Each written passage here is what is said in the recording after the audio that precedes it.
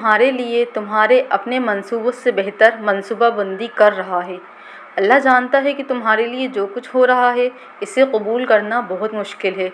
और ये सच बात है कि ये सब कुछ जो हमारी लाइफ में आजमाइशें आती हैं या परेशानियां आती हैं, इसे कबूल करना बहुत ज़्यादा मुश्किल होता है। वो जानता है कि तुम्हें तसल्ली की बहुत ज़्यादा ज़रूरत है। वो जानता है कि आजकल तुम कितनी परेशानियों से गुज़र रहे हो। वो जानता है कि तुम्हारा दिल क्या चाहता है। वो तुम्हारे बारे में सब कुछ जानता है और दर हकीकत वही है जो हमेशा तुम्हारे साथ है। कोई हमारे साथ नहीं होता ना। हमारे जब हम परेशान होते हैं, तकलीफ़ों से गुज़र रहे होते हैं, आजमाइशें आती हैं, लोग जो होते हैं वक्ती तौर पर हमें सहारा देते हैं, वक्ती तौर पर हमारे साथ होते हैं, हमसे बात करते हैं। लेकिन हर हाल में जब हम खुश होते हैं या जब हमारे ऊपर आजमाइशें टूट पड़ती हैं, जब हम परेशान होते हैं, अल्लाह ताला ही जो है ना वो हमारे साथ होते हैं। तो हर जो परेशानी के बारे में जानता है वो सिर्फ़ अल्लाह ताला जानता है। हम किसी भी इंसान को अपनी तकलीफ़ बता सकते हैं, हम पूरी तरीके से उसको अपनी तकलीफ़ दिल खोल कर नहीं रख सकते, लेकिन अल्लाह ताला को हम बताएं या ना बताएं, लेकिन अल्लाह ताला हमारे बारे में सब कुछ जानता है और वही तो हकीकत में हमारे साथ है। लेकिन याद रखो कि वो सिर्फ़ इन लोगों को आज़माता है जिनसे वो तुम्हें कभी खाली हाथ नहीं छोड़ेगा। अगर अल्लाह ने तुम्हें आज़माया है तो यकीनन वो तुमसे बहुत ज़्यादा मोहब्बत करता है। अगर अल्लाह ने तुम्हें हाथ उठाने और दुआ करने की तौफ़ीक़ दी है तो जान लो कि वो चाहता है तुम्हें वो चीज़ मिले। अगर वो चीज़ अल्लाह ताला को तुम्हें देना ही ना होती तो तुम उसके लिए हाथ उठाना भी बंद कर देते, दुआएं मांगना भी बंद कर देते या दुआ कभी मांगते ही नहीं। बस इस अमल पर भरोसा रखो, यानी कि अपनी दुआ मांगने पर भरोसा रखो। उम्मीद रखो अपने ऊपर और अपनी दुआओं पर और अल्लाह ताला पर। दुआओं को तर्क ना करो, दुआओं को यानी कि छोड़ो नहीं। जल्द ही वो तुम्हें वो सब कुछ देगा जो तुम चाहते हो। और यही तो उसकी अता का अंदाज़ है कि वो पहले तुम्हें मांगना सिखाता है और फिर तुम्हें वहाँ से अता करता है जहाँ से मिलने के बारे में तुमने सोचा भी नहीं था। और तुम्हें जहाँ से नामुमकिन लग रहा था, अल्लाह ताला उसी जगह से तुम्हें वो चीज़ देता है और वो तुम्हें खुद वहाँ तक लेकर आता है, उस नामुमकिन के रास्ते पर लेकर आता है और तुम्हें दिखाता है कि अल्लाह ताला ही हर चीज़ पर कादिर है और वही तुम्हारा रब है। वो तुम्हें पहले तुम्हारी पहचान करवाता है, फिर अपना पता देता है, यानी कि तुम्हें पहले बताता है कि तुम क्या हो, तुम अल्लाह ताला के सामने तुम्हारी क्या अहमियत है।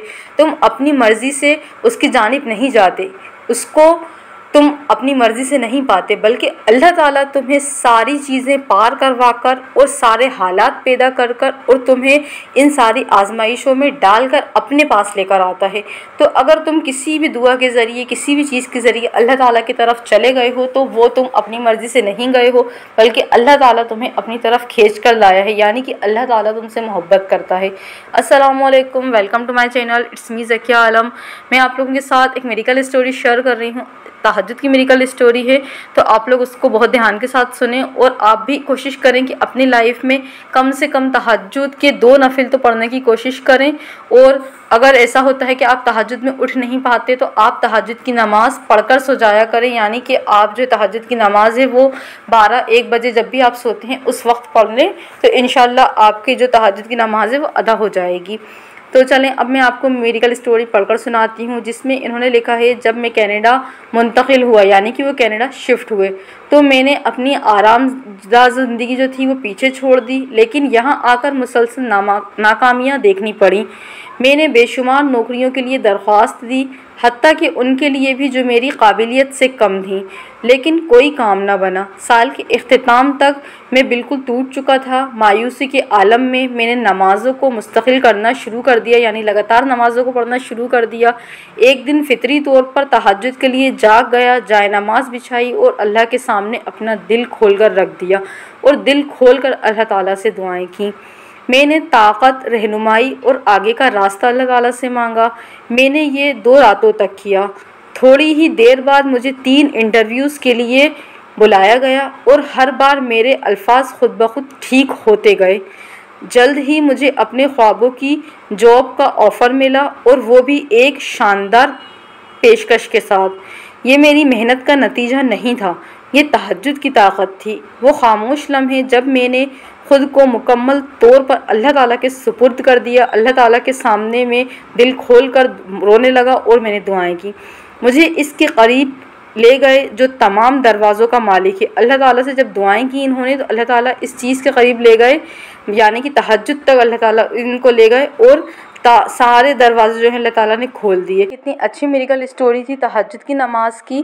तो अगर आप लोग भी इस तरह तरीके से हार चुके हैं, बिल्कुल अब आपको कुछ भी समझ में नहीं आ रहा, तो आप भी पूरी बातें अल्लाह ताला से तहज्जुद के वक्त कर लें, यानी कि 2 नफ़िल पढ़ें, ज़्यादा नहीं पढ़ना, सिर्फ 2 नफ़िल पढ़ें और अल्लाह ताला से सारी वो बातें कह दें जो आप किसी से भी नहीं कह सकते। देखना अल्लाह ताला आप लोगों के लिए भी रास्ता निकालेगा। और अगर देर लग रही हो दुआएं कबूल होने में तो मायूस नहीं होना, बल्कि ये सोचना कि अल्लाह ताला अब आपको अपने करीब ले आया है, तो अल्लाह ताला आपके लिए अब हर चीज़ बेहतर करेगा, क्योंकि अल्लाह ताला अपने महबूब बंदों को कभी भी परेशान नहीं होने देता और महबूब बंदों के लिए तहज्जुद के दरवाज़े खोलता है और अपने तरफ से बेहतरीन चीज़ हमें अता करता है।